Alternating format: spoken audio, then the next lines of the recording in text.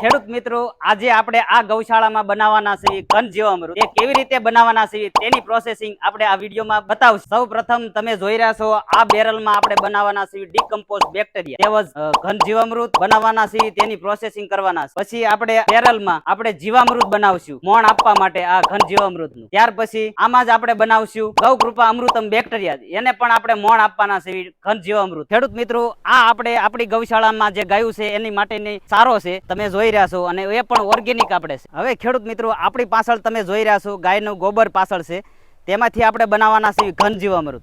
અને તે કેવી રીતે બનાવશું નેક્સ્ટ વિડીયોમાં આપણે બતાવશું.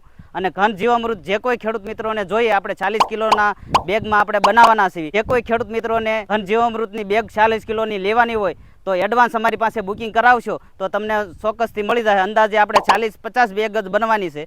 તો તમે જેને જોઈએ તો કોન્ટેક્ટ નંબર નીચે ડિસ્પ્લે ઉપર આપેલો છે, કોન્ટેક્ટ કરી અને મેળવી શકો છો. અને રૂબરૂ તમારે આવવું હોય સુરત નિયોલ ગામ, રૂબરૂ આવીને પણ તમે આ ગૌશાળામાંથી મેળવી શકો છો.